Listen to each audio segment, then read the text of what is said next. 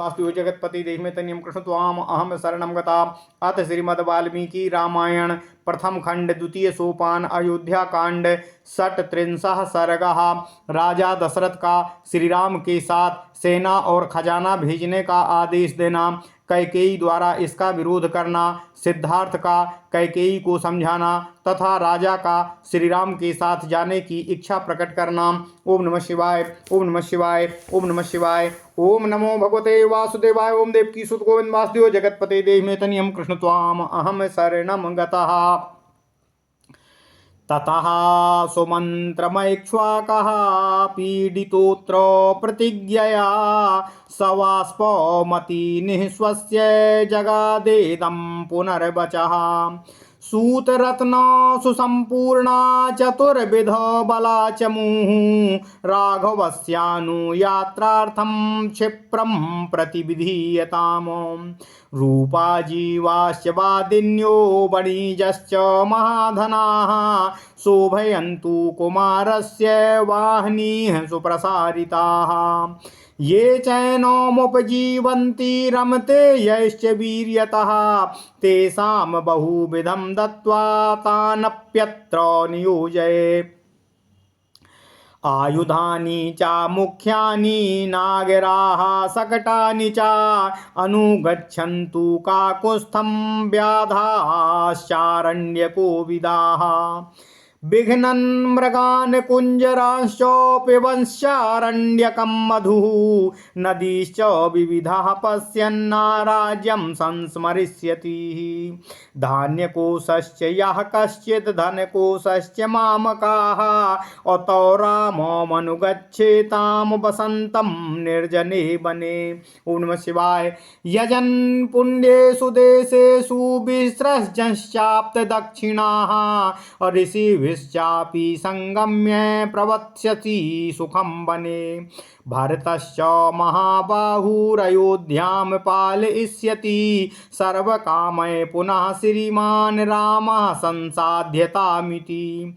एवं ब्रुवती काकुत्स्थे कैकेय्या भयमागतम् अमुखं चाप्यं गमच्छोषं स्वरश्चापि व्यरुध्यत।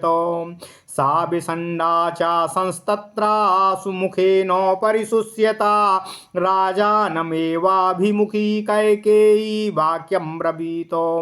राज्यं गतधनं साधो पीतमण्डासुरामिव निरास्वाद्य तमं शून्यं भरतो नाभिपत्स्यसे। कैकेय्यां मुक्तलज्जायां वदन्त्यामतिदारुणं राजा दशरथो वाक्यमुवाचायत लोचनम्।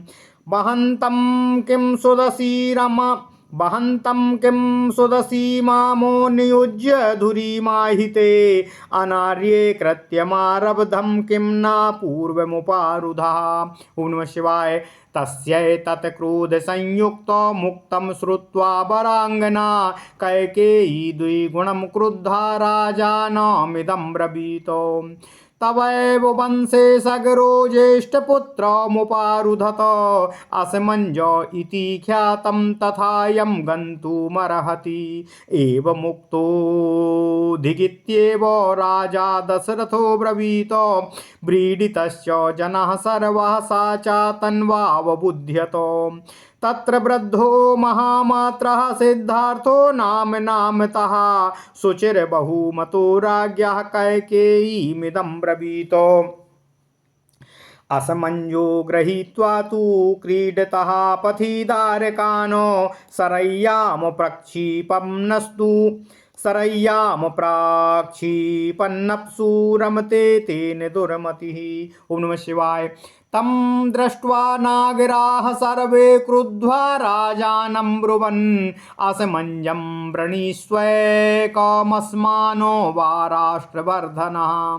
तानुवाच ततो राजा किन्निमित्तमिदं भयं ताश्चापि राज्ञा सम्प्रष्टा वाक्यं प्राकृतयो ब्रुवन्। क्रीडतस्वेव नः पुत्रान् बालानुद्भ्रान्तचेतसः सरय्यां प्रक्षिपन्नौर्ख्यादतुलामो प्रीतिमसुनुते।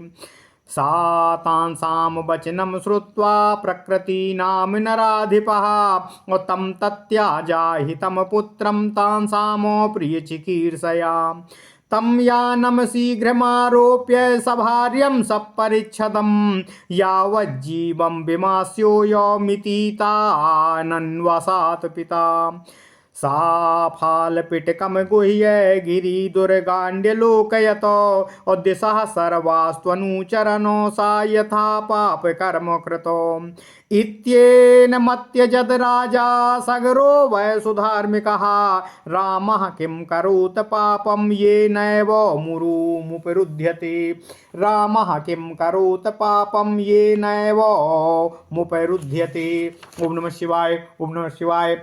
नहि कंचन पश्यामो राघवस्य गुणं वयं दुर्लभो यस्य निर्यः शशाङ्कस्यैव कल्मषम्। ओम नमः शिवाय। दुर्लभो यस्य निर्यः शशाङ्कस्यैव कल्मषम्। ओम नमः शिवाय। अथवा देवी त्वं कञ्चित् दोषं पश्यसि राघवे तमद्य ब्रूहि तत्त्वेन तदा रामो विवास्यते। अदुष्टस्य हि सन्त्यागः सत्पथे निरतस्य च अनिर्दहेदपि शक्रस्य द्युतिं धर्मो विरोधवान् तदलं देवी रामस्य श्रिया विहतया त्वया अलोकतोऽपि हि ते रक्षः परिवादः शुभानने। श्रुत्वा तु सिद्धार्थवचो राजा श्रान्ततरस्वरः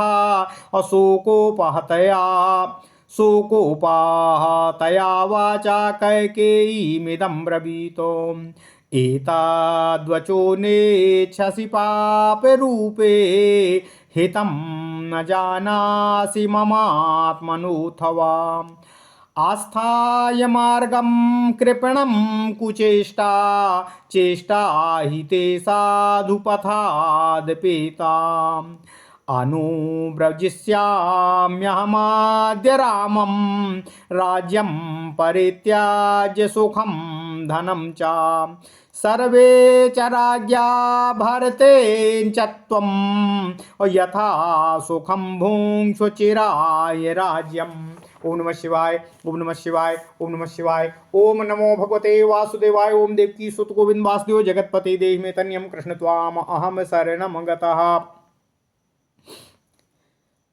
महाराज दशरथ के सम्मुख जब कैकेयी के भवन में श्री राम पिता से विदा लेने के लिए आए, उस समय उनसे बार बार विलाप करते हुए राजा दशरथ ने उनके साथ सेना और खजाना भेजने का आदेश दिया, तथापि कैकेयी के द्वारा उसका विरोध किया गया।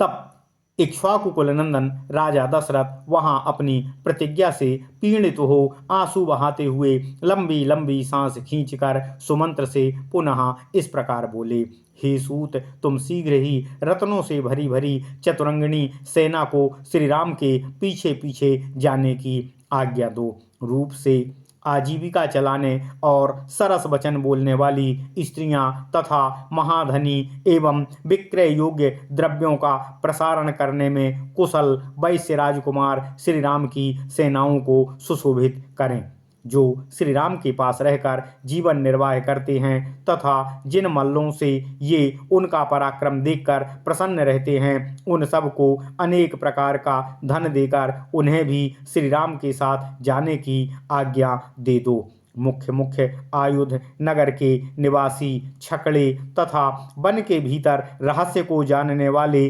व्याध काकुस्थ कुलभूषण श्री राम के पीछे पीछे जाएं, इसकी आज्ञा प्रदान करो। वे रास्ते में आए हुए मृगों एवं हाथियों को पीछे लौटाते, जंगली मधु का पान करते और नाना प्रकार की नदियों को देखते हुए अपने राज्य का स्मरण नहीं करेंगे। श्री राम निर्जन वन में निवास करने के लिए जा रहे हैं, अतः मेरा संपूर्ण खजाना और मेरा अन्न भंडार, ये दोनों ही वस्तुएं इनके साथ साथ जाएं, ऐसा आदेश दो।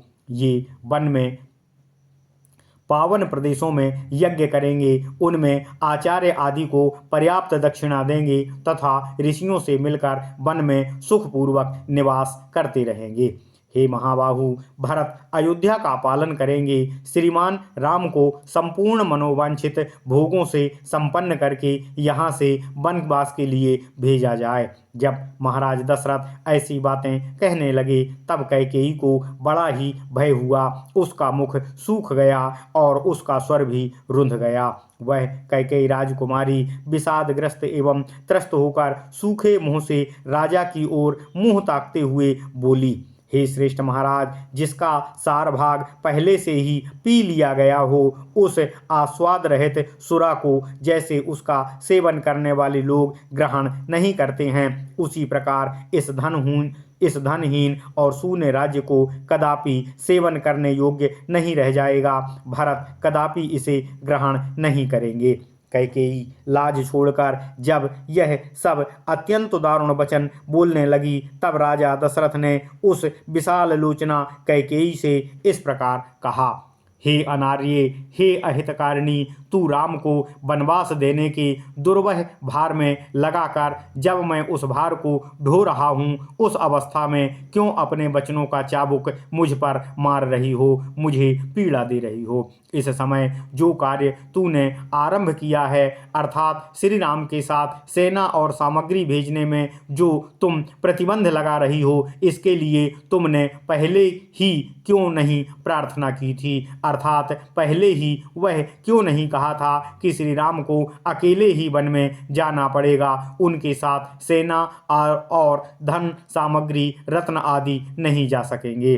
राजा का यह क्रोध युक्त वचन सुनकर सुंदरी कैकेयी उनकी अपेक्षा दूना क्रोध करके उनसे इस प्रकार बोलती है, महाराज, आपके ही वंश में पहले राजा सगर हो गए हैं, जिन्होंने अपने ज्येष्ठ पुत्र असमंजस को निकालकर उसके लिए राज्य का दरवाजा सदा सदा के लिए बंद कर दिया था। इसी तरह इनको भी यहाँ से निकाल दिया जाना चाहिए। उसके ऐसा कहने पर राजा दशरथ ने कहा, हे देवी, तुम्हें धिक्कार है। वहाँ जितने लोग बैठे थे सभी लाज से गड़ गए, किंतु कैकेयी अपने कथन के अनौचित्य को अथवा राजा द्वारा दिए गए धिक्कार को भी औचित्य को नहीं समझ सकी। उस समय वहाँ राजा के प्रधान और वयोवृद्ध मंत्री सिद्धार्थ बैठे हुए थे।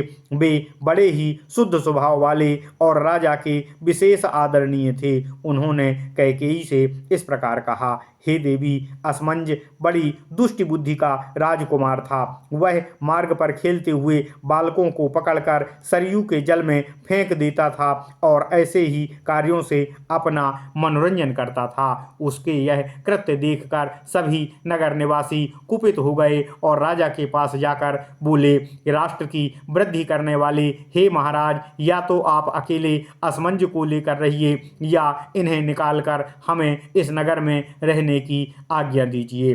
तब राजा ने उनसे पूछा, तुम्हें असमंज से किस कारण से भय हो रहा है? राजा के पूछने पर उन प्रजाजनों ने राजा से यह बात निवेदन की, हे महाराज, यह हमारे खेलते हुए छोटे छोटे बच्चों को पकड़ लेते हैं और जब वे बहुत घबरा जाते हैं तब उन्हें सरयू में फेंक देते हैं। मूर्खतावश ऐसा करके इन्हें अनुपम आनंद की प्राप्ति होती है। उन प्रजाजनों की यह बात सुनकर राजा सगर ने उनका प्रिय करने की इच्छा से अपने उस अहितकारक अनिष्टकारी दुष्ट पुत्र को त्याग दिया था। पिता ने अपने उस पुत्र को पत्नी और आवश्यक सामग्री सहित शीघ्र ही रथ पर बिठाकर अपने सेवकों को आज्ञा दी कि इसे जीवन भर के लिए राज्य से बाहर निकाल दो। असमंज ने फाल और पिटारी लेकर पर्वतों की दुर्गम गुफाओं को ही अपने निवास के योग्य देखा और कंद आदि के लिए वह संपूर्ण दिशाओं में विचरने लगा। वह जैसा कि बताया गया है पापाचारी था, इसलिए परम धार्मिक राजा सगर ने उसको त्याग दिया था। श्री राम ने ऐसा कोई अपराध नहीं किया है जिसके कारण इन्हें इस राज्य से बाहर निकाला जाए। ओम नमः शिवाय, ओम नमः शिवाय। हम लोग तो श्री रामचंद्र जी के में कोई अवगुण नहीं देख रहे हैं। जैसा कि शुक्ल पक्ष के द्वितीया के चंद्रमा में मलिनता का दर्शन दुर्लभ होता है, उसी प्रकार इन श्री रामचंद्र में कोई भी पाप या कोई भी अपराध ढूंढने से भी नहीं मिल सकता है। अथवा हे देवी, यदि तुम्हें श्री रामचंद्र जी में कोई दोष दिखाई देता है तो आज उसे सबके सम्मुख ठीक ठीक बताओ। उस दशा में श्री राम को राज्य से निकाला जा सकता है जिसमें कोई दुष्टता ही नहीं है, जो सदा ही सन्मार्ग में स्थित रहे हैं। ऐसे पुरुष का त्याग धर्म से विरुद्ध माना जाता है। ऐसा धर्म विरोधी कर्म तो इंद्र के भी तेज को दग्ध कर देने वाला है। अतः हे देवी, श्री रामचंद्र जी के राज्याभिषेक में विघ्न डालने से तुम्हें कोई लाभ नहीं होगा, सिर्फ अपकीर्ति ही होगी। हे सुभान ने तुम्हें लोक निंदा से भी बचने की चेष्टा करते हुए श्री राम के वनवास के भाव को त्याग देना चाहिए। सिद्धार्थ की बातें सुनकर राजा दशरथ अत्यंत थके हुए स्वर से शोकाकुल वाणी में कैकेयी से इस प्रकार बोलते हैं। हे पापनी, क्या तुझे यह बात भी नहीं रुचि है? तुझे मेरे या अपने हित का बिल्कुल भी ज्ञान क्यों नहीं है? तू दुख का मार्ग आश्रय लेकर ऐसी कुचेष्टा क्यों कर रही है? तेरी यह सारी चेष्टा साधु पुरुषों के मार्ग के भी विपरीत है। अब मैं यह राज्य, धन और सुख छोड़कर श्री राम के पीछे पीछे उन्हीं के साथ वन को चला जाऊंगा। ये सब लोग भी उन्हीं के साथ वन को चले जाएंगे। तू अकेली राज भरत के साथ चिरकाल तक सुखपूर्वक राज्य का सुख भोगते रहना। ओम नमः शिवाय। इत्यार्षे श्रीमद् रामायणे वाल्मीकिये आदि काव्ये अयोध्या कांडे 37 सर्गः। इस प्रकार श्री वाल्मीकि निर्मित आर्ष रामायण आदि काव्य के अयोध्या कांड में 36वां सर्ग पूर्ण हुआ। ओम नमः शिवाय, ओम नमः शिवाय, ओम नमः शिवाय। ओम नमो भगवते वासुदेवाय। ओम देवकी सुत गोविंद वासुदेव जगतपते देहि मे तनियम कृष्ण त्वाम अहम शरणम गतः।